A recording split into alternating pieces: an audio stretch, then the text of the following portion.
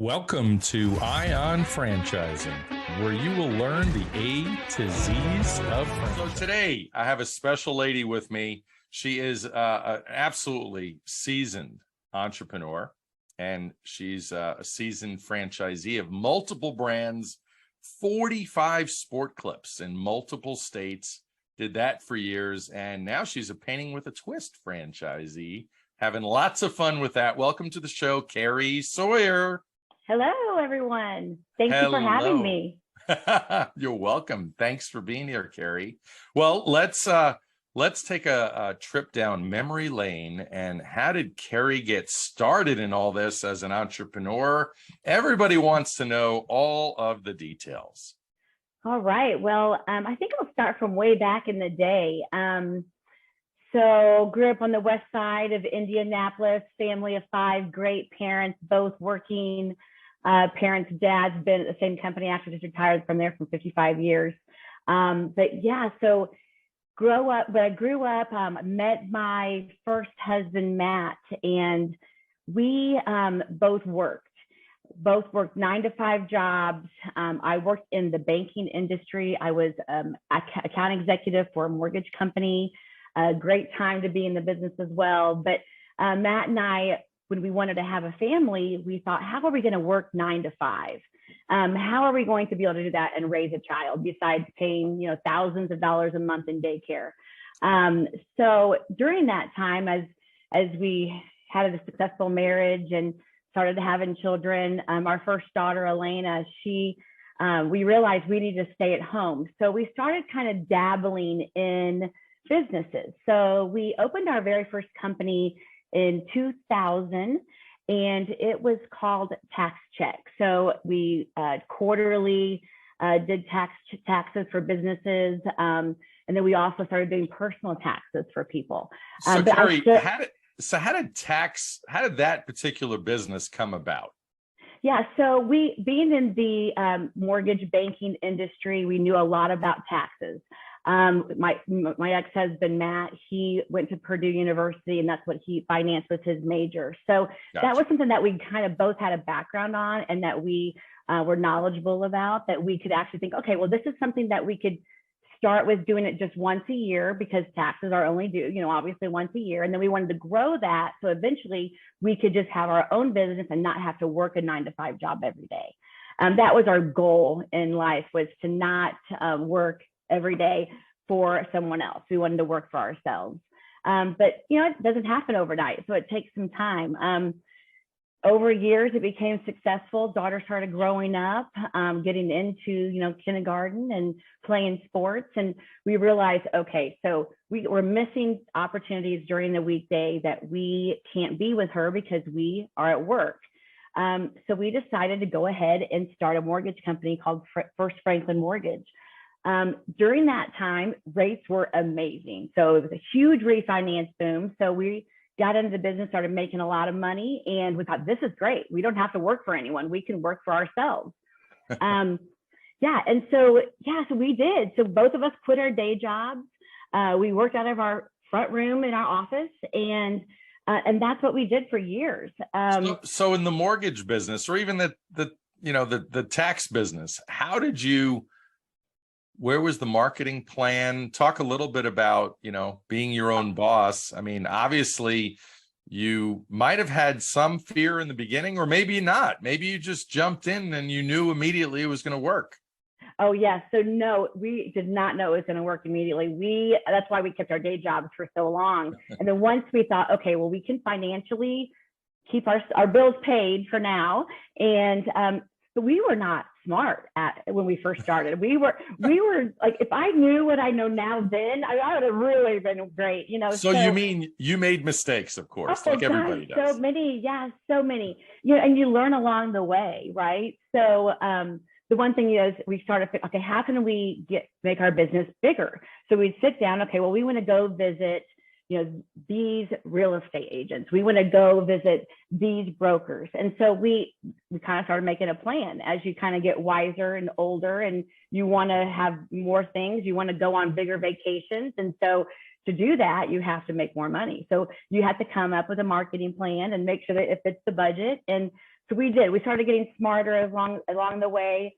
Unfortunately, we also became just best friends. We were coworkers and best friends, and we both looked at each other one day and were like, "Yeah, I think that we should just get divorced," you know. And so our divorce was super easy. And but with that divorce, it kind of took me along a different path that I thought, you know, I kind of want to look into doing something else. And that's when I went to hair school. So I got my cosmetology license while I was still running my company. And that put me into a different business aspect. So I was actually not, well, it's funny, I went to hair school, but I really didn't want to do hair. So wait, what was the motivation to go to hair school? Oh, it was like, I want to do something. Like, I want to do something else. I didn't know what that looked like, but I knew, you know, the rates were starting to get worse. And so I didn't really know what that looked like as far as business wise and making that money. So I'm like, okay, what can I do different? Good friend of mine said, "God, your hair always looks so great. You should go to hair school." So I'm like, that's a great idea. So I did. So I went to hair school. I thought you were going to use your baking skills, you know, from working, you know, in the baking industry. I do have that too, but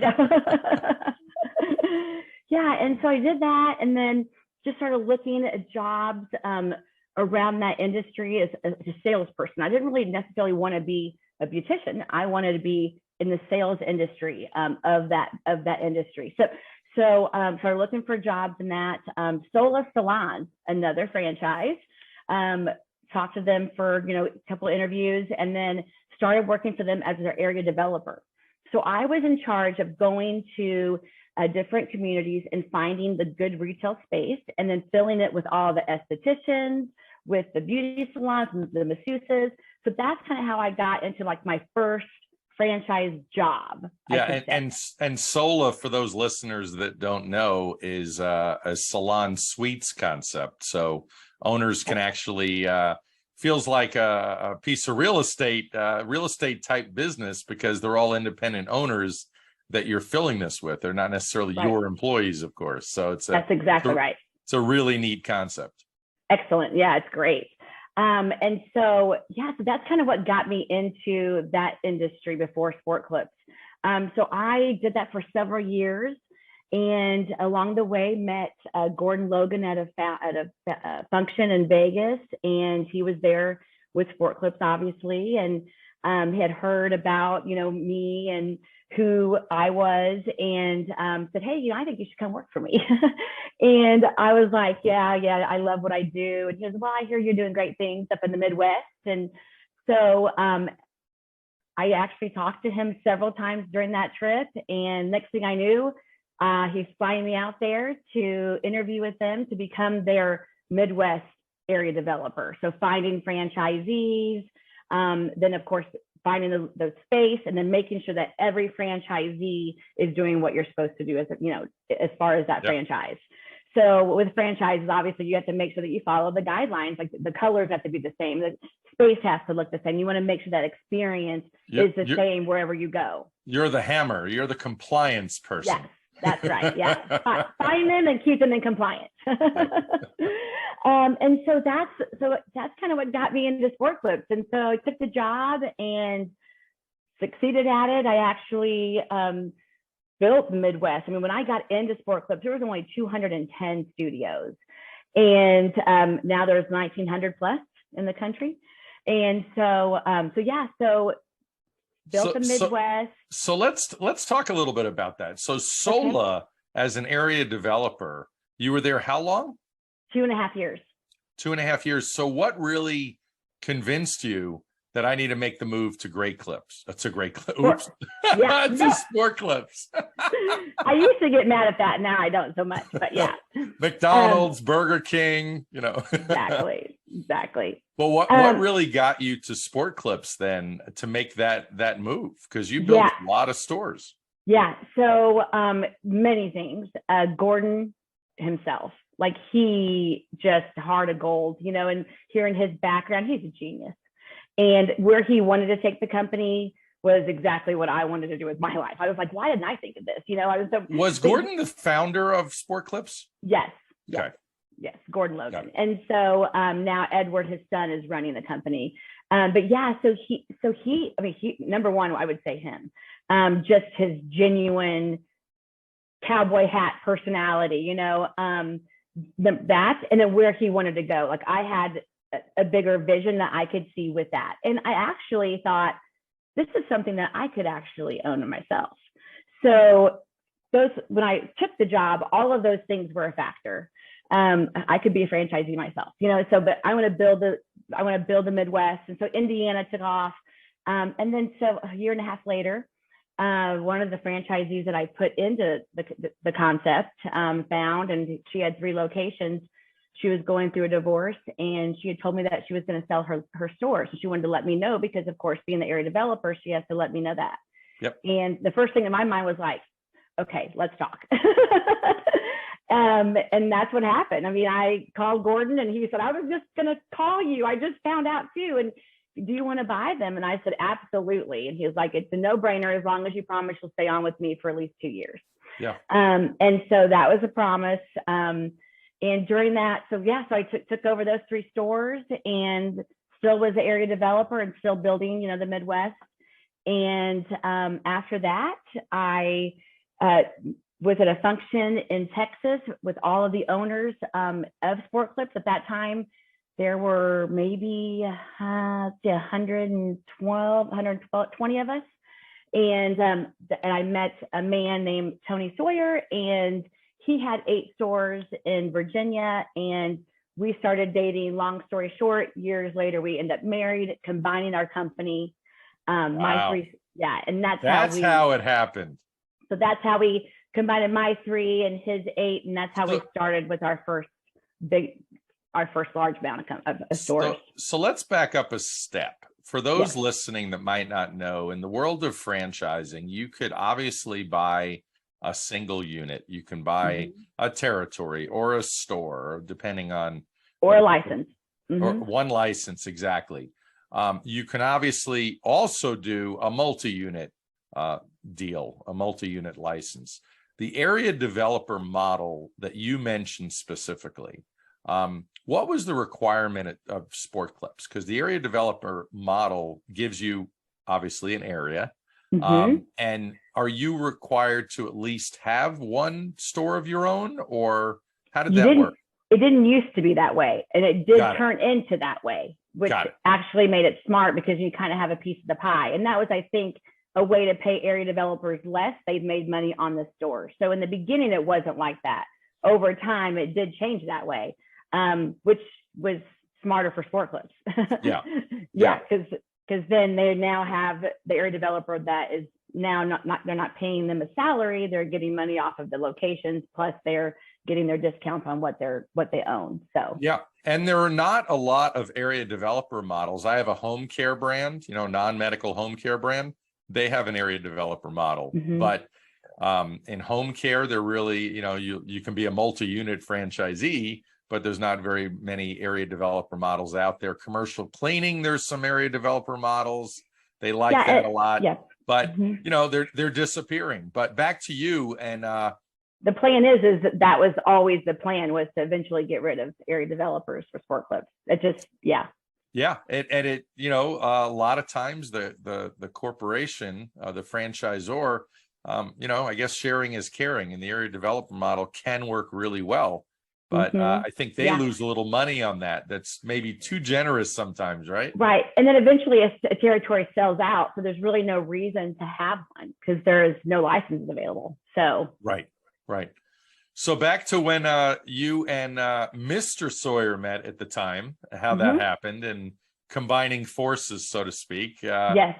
Let's hear more about that. Yeah. So we combined our company. We put our corporate office here in Noblesville, Indiana. And so one thing that we both liked to do was buy existing studios, because you kind of already know what you're getting. And you know the model. And we already know the model. But when you buy an existing store, you kind of know, okay, you have employees already, you already have everything set, you have the customers, but what's going wrong? Why is this franchisee not succeeding? It was usually theft, bad management, we would go into a store and turn it around within, 9 months to sometimes 2 years. But Kerry, I have to stop you on this, because this is such an important lesson for listeners too, because you were already an expert in the model, and you've seen a lot, and it was easy for you to dig in and figure out what was wrong, what the value of the business was, what you're going to offer based on a lot of things. Imagine I get people every day, sometimes twice a day. They say to me, I just really want to resell. And these are people that don't own businesses.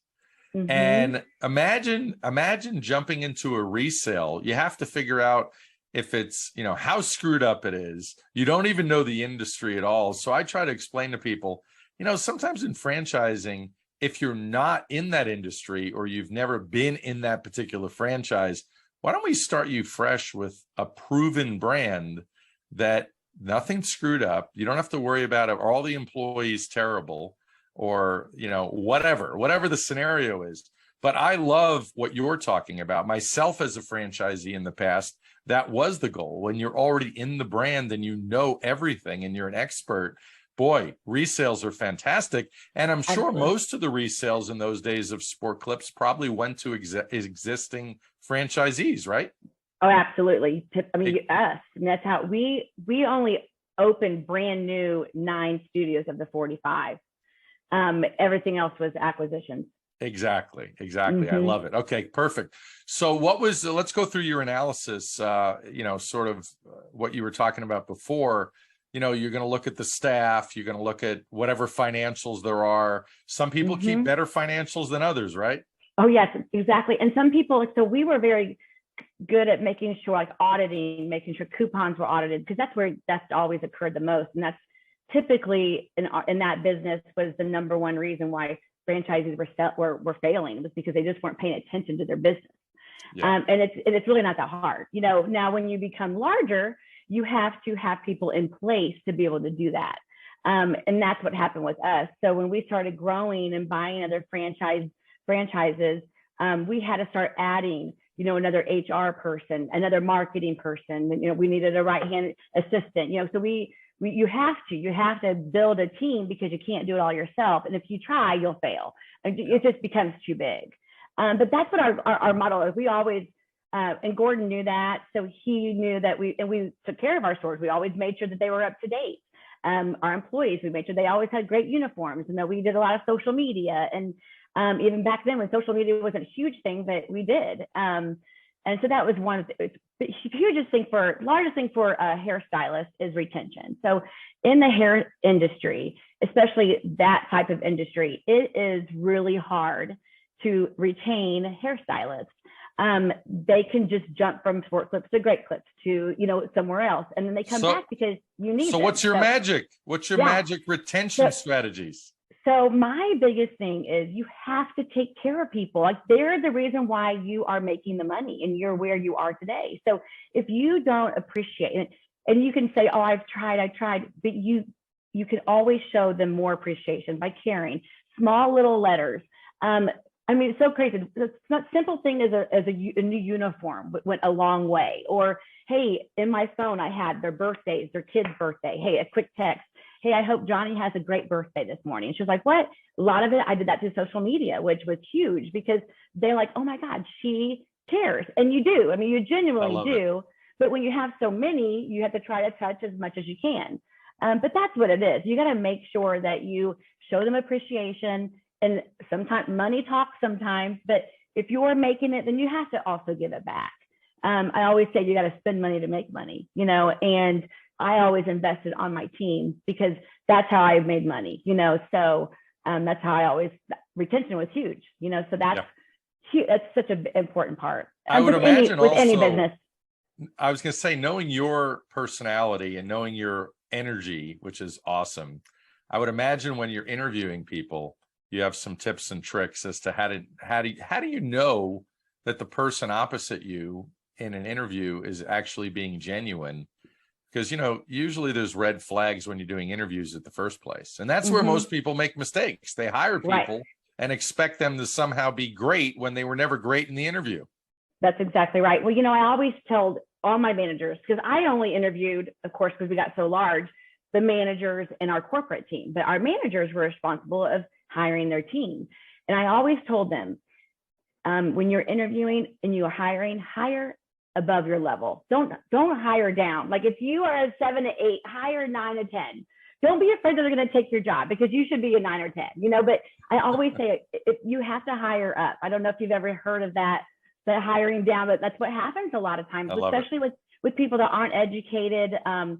Hairstylists sometimes are coming out of high school, or they've dropped out of high school and they went to hair school, and God loves them because we need them in our life, right? So it was always important to teach them that they can be a manager. As a stylist, you can go to assistant manager, you can be a manager, you can be the area manager. Like, I want you to continue to keep growing. And one day you can own your own studio, so that's how I always wanted to plant those seeds for the girls or guys. And that also was huge on retention, because I genuinely cared. I wanted to see them grow. Yeah. I love it. Yeah. Fantastic. I wasn't always, yeah.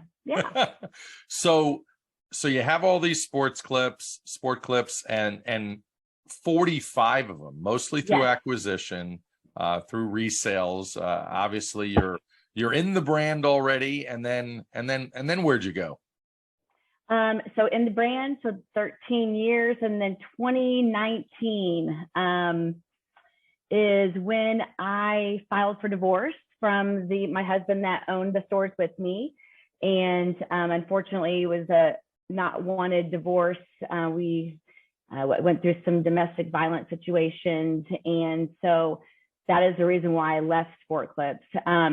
So when we went through our divorce over the years, it took many years, I ended up selling my locations to him, and I'm not sure if he even still has them today. I think he doesn't, but yeah, so that is how I ended up out of Sport Clips. And I thought, I need to do something different. I want to do something else. Like, I want to stay in the franchise model. Like, I love franchising.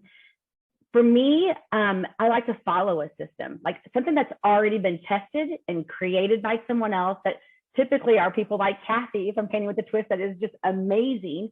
Gordon, amazing, so I like to follow a system. And the fact that they have their own corporate stores, they can test everything first. Yes. They have a team that they can build around. And so that's why I love franchising. So I thought I want to do something different. Took a couple years, mental health, COVID, of course, changed a lot as well. But I was starting to go a little stir crazy and started looking at businesses to buy. And I got a call from Jeannie, which was the owner of the Carmel location that I own now today.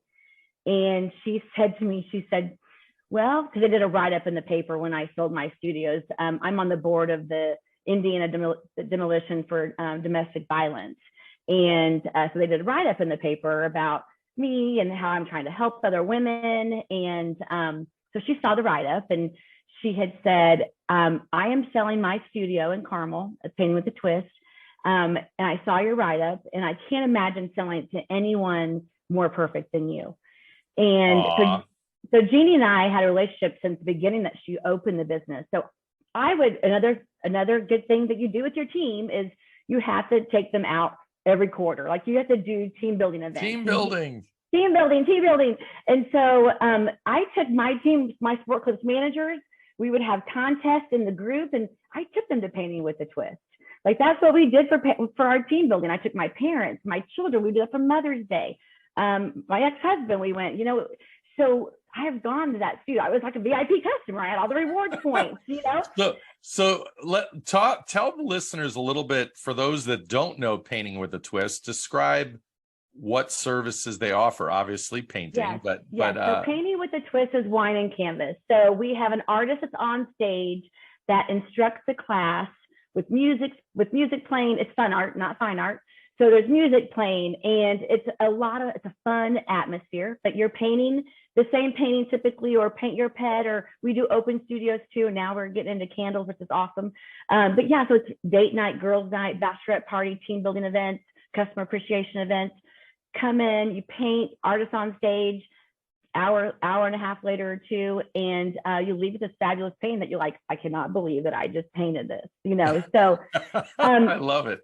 I mean, there's so many great things about painting that I have some great stories that I'll share with you here shortly. But yeah, so with painting with a twist, I went there all the time. Like, I loved that place. So when I talked to her for hours on the phone, and we caught up because she was always there when we were there with my team, and so I hung up the phone with Jeannie, and I called my kids, and I was, hey, I want to talk to you guys tonight. Let's have dinner. Okay, no problem. So and how old were the kids at this time?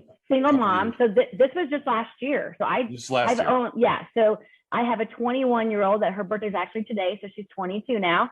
And then I have a 17-year-old that she was 16. Both seniors, one in high school and one in college right now. But so I sat down with the dinner and I said, okay, I want to tell you guys something. I want to get your opinion. So Jeannie from Painting with a Twist, do you guys remember Painting with a Twist? And she's like, oh yeah. They both like, oh yeah, I remember we painted the gnome and we did this and for fall and all this. It was great. And I said, well, she wants to sell me her studio. It's for sale. What do you guys think? And my oldest daughter, she's just so great. She said, well, Mom, I don't even know why you're questioning this. And I said, well, what do you mean? She goes, every time we left there, we left happy. Could you imagine giving that to thousands and thousands of people? She said, you always said, since you're divorced from Mr. Sawyer, that you wanted to do something different to make people happy. That you wanted to do something to make a difference. And with the next half of your life, and I said, I looked at her, I'm like, you're so right. So it's a no-brainer. I'm doing it, I love it. He was so right. I mean, that's exactly how I felt. I mean, every time we were there, we left happy with the painting. And she even said, Mom, every time you pull out the Christmas decorations, you pull out those darn paintings. You're like, remember when we painted this? And she goes, and we do remember, like we do remember that time when we were there, when we spilled paint on the floor or on my shirt and felt bad. So they remembered those times. So it was a no-brainer for me. She had two studios that you bought. One. Oh, one. Okay. Yes. So she just had the Carmel location. So I bought that June 1st of last year, 2021. And then, of course, the first couple months trying to get used to the new system. I know how to follow a franchise. You got to make sure the same paint. You got to make sure you follow it's about. So now you're building a calendar and you're doing different things versus just making sure there's a schedule and managers to manage for store clips. So it's a different world. Tell everybody a little bit about the process. Like when you got into Painting with a Twist, I know it was a resale, but when you got into Painting with a Twist, you still have to meet somebody on the corporate team. Absolutely. You have to get an FDD in your hands, a validation. Yep. Talk a little bit about that process. Well, first you gotta open your company, right? Because it's a franchise. So you have to figure out what the name of your company is going to be. And so I of course had to think about that. So first you got to go with the state and start your company or corporation or LLC, whatever you decide to do. So I did that, actually named it Be Infinite. So my daughter's name is Brooklyn and my oldest daughter is Elena. So BE is B, and then our sign is infinity because we love each other to infinite. So anyway, that's our thing. So, but anyway, so started the company, and then you gotta do that. You gotta go through training.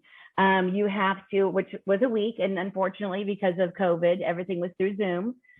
Which let's take it back. Let's take it back a step. When you got introduced, you knew the franchisee. You got introduced to Painting with a Twist. Corporate folks, obviously they're going to love you because you have all this experience and energy and you're perfect for them. But did you go through validation? Obviously you got the franchise disclosure document at some point. Did you have to go to some sort of discovery day? How did they do it? So we didn't have any of that. Just I think COVID's a whole different world. Oh, that's right. You were in the middle of COVID. Oh yeah, I just bought it last year. Yeah, that's just last year. Okay, got it.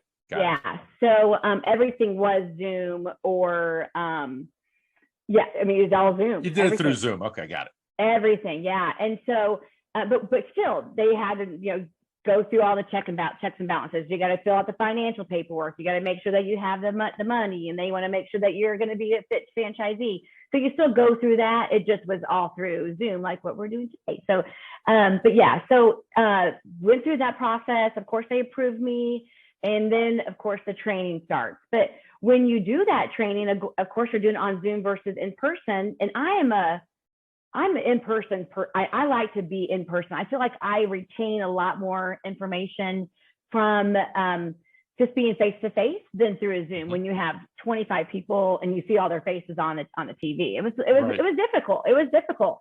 Thank God I already had the experience of knowing what I needed to do as a franchisee. The only thing, my biggest thing was just to know what their system was. Like I had to learn their system. It's called FAM, but it's building a calendar and making sure that you choose the right artwork. And so that's all through training that you learn. And over the months, you make mistakes, which I did. Oh my gosh, I made so many mistakes in the beginning, but I did the same thing with forklifts, you know? So I remember I put like our calendar message accidentally publicly, you know, so that our employees were only supposed to see it. But those are things that you learn along the way, you know? And so it's just something I'll never do it again, right? Because I learned that one time. But it's part of the training, you know? And so, so when I got trained with painting with a twist, caramel, I started thinking, how am I going to make this better? Because for me, you know, it broke even when Jeannie owned it. She loved the business, so she was kind of doing it for fun, and it broke even. But I am not a person that's like a break even person. Like if I'm going to be in it, I want to make money. Yeah. And that's just my personality. I'm a go-getter, and I want to leave a good legacy behind too, you know? And so, so I thought, what am I going to do different than what she did or what everyone else is doing in the system? So, so I decided to start hitting, because I know the market. I was like I said in the beginning, I did mortgages. I know a lot of real estate agents. My boyfriend was in the mortgage industry. And so I started hitting realtors, and I'm like, you guys need to do customer appreciations with me. Like you guys, every realtor or every person buys their person that they sell a house for, they buy them a gift, right? So everyone gets a gift after you close on a home from the title company, the mortgage company, or whatever. I said, well, they drink the wine, they eat the cheese, and then that's gone. So why wouldn't you want to give a gift that keeps giving, like an experience? Because that's what we are. We're an experience. And so it just took off. They're like, oh my God, it's so smart. So the realtors started doing their customer appreciation events with me quarterly. They do paint your pet, or they'll now that fall and snowmans are out, right? So they'll do those as well, because those are paintings that people will keep forever. Yeah. They last forever, you know? And so, like I said, they'll put it on the wall and they'll remember that realtor is the reason why I painted this. And they had a good time at the same time. So that's good. Love that part of it. So I just changed my thought process and not just worrying about that daily calendar that for the evening events for your public, for the public events. I wanted to change it to, let's hit the businesses. Let's do some team building. Because that's what I did with Painting with a Twist. And that's what my team loved that. I got such a huge, after we would go to Painting with a Twist with my team at Sport Clips, they would talk about it for weeks and weeks. And they seemed to work harder after it. You know what? After you get a little pumped up after a team building event, you get a good, 6 more months out of them, right? But yes. So until your next team building event. And that's the thing, is team building events really should be every quarter if you want to take care of your team and show them appreciation, but you got to do different stuff. Right. And so that's where I started hitting the, Chamber of Commerce.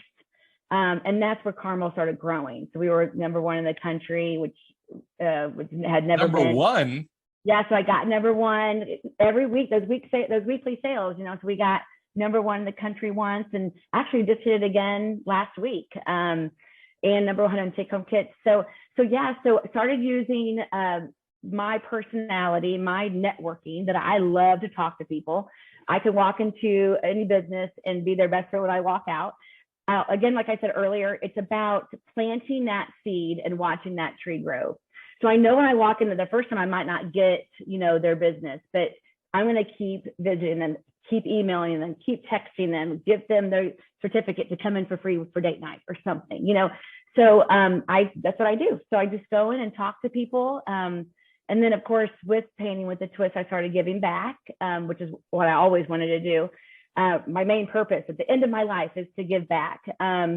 And so my daughter and I actually, we would take these boo kits. We're going to do it again this Halloween, but we would boo retirement homes.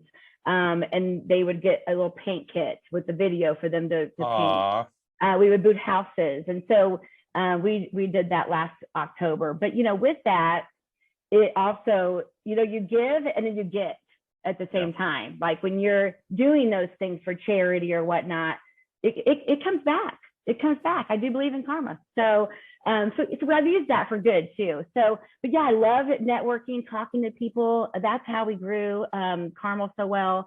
And then the next thing I knew, in February, I got a lady that called me and she's like, I want to sell my studio. Do you want to buy it? And I was like, another Painting with a Twist franchisee. Yes. I said, well, let's look at the numbers. Let's do. So we did. So looked at it, and it wasn't a studio that was making money. It wasn't doing well. And it just reminded me of my days back when I would buy Sport Clip stores that were not doing well. What do I got to do to turn it around? And so I purchased it, and of course renegotiated the lease. So that's one thing that's super important as a franchisee. When you're coming in and buying a new location or an existing location, there is an existing lease under that other franchisee. However, which, depending on what terms are left, you can renegotiate, maybe re-sign a new lease for even lower amount.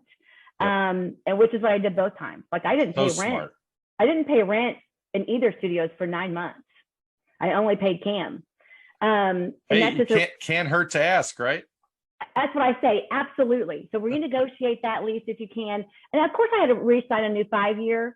One had 2.5 years left. One had, 1.5 or 1 year left. So, but still I re-signed a new lease. Didn't have to worry about their lease. I could do all my, under my terms. And that was huge. And I kept saying, I'm going to use that money that I saved on rent, and I'm going to use that for marketing.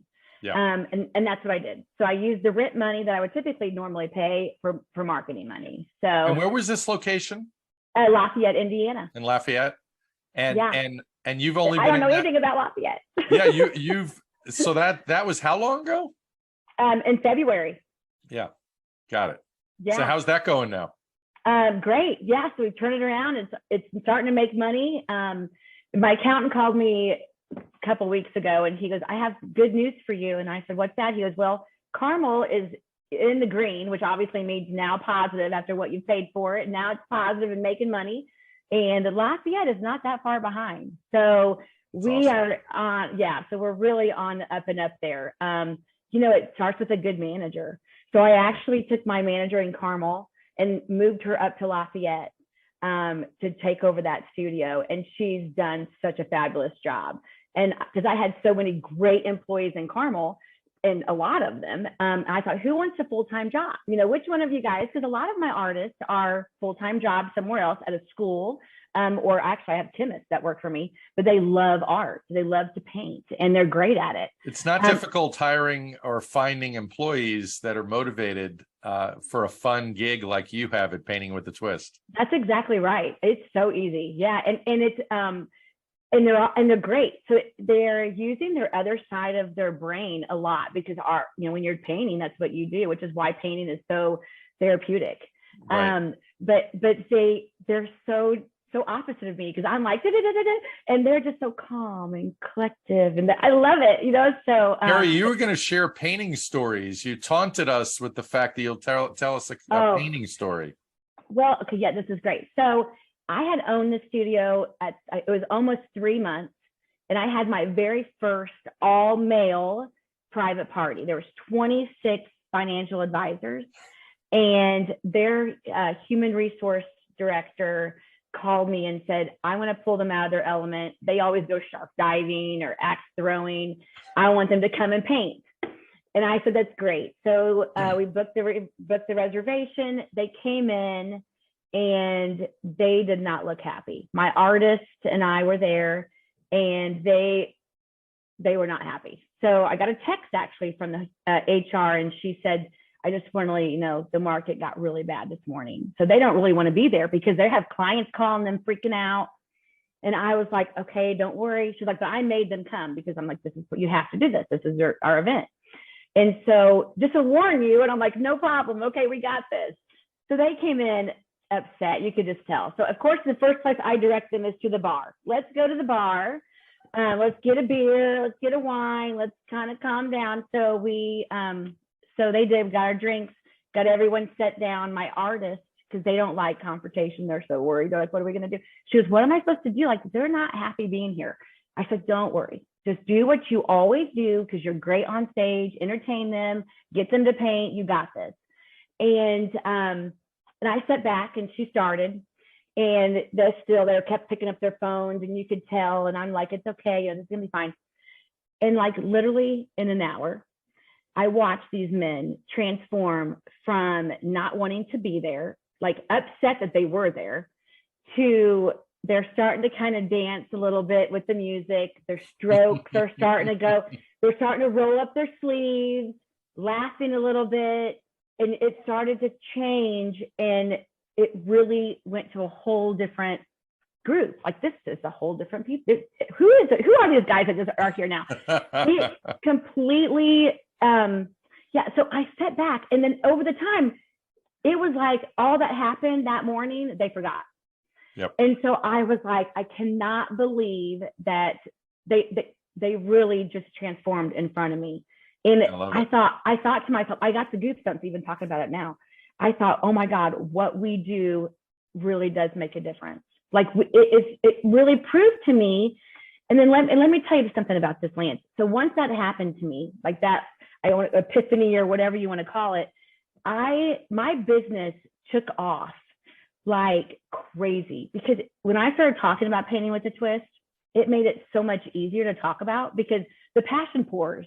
Like, you just can't help it when you talk about it, because I saw it happen. And then I started, kind of changed my thinking to, okay, it's not about money anymore. It's like what we are doing actually does make a difference. And we are making a difference. And people's like, they're coming here to relax and rejuvenate, spirits and rekindle, relationships. And I watch it.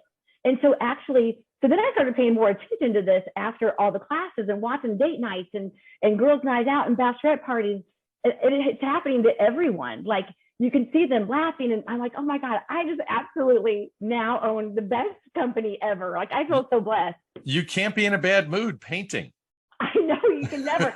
It went, and I tell you, it went, so I always got it so good in the way that things changed and transformed for me, because it went from getting complaints, 10 to 15 times a day about a haircut, someone cut their ear, their TV's not working, to I get a 5-star rating when I wake up, 10 to 15 of them a morning. Like, people don't leave mad, like they leave happy. Like, it's awesome. And I was a client too, so I remember those feelings. So it's a whole different world. But so that's what I love. So but with the franchise, it's great because I couldn't come up with these paintings. Like, I wouldn't know where to begin. Like, I can paint being instructed. Right. With my artist instructing me, so with the franchise, it's so great because every week we're getting new artwork, and so we're getting these new paint sheets where our artist can show, here's how you paint this painting, and so that's why I love a franchise, right? Because I don't have to think about that stuff. They're doing that for me. We got a new commercial. They're doing that. It's great.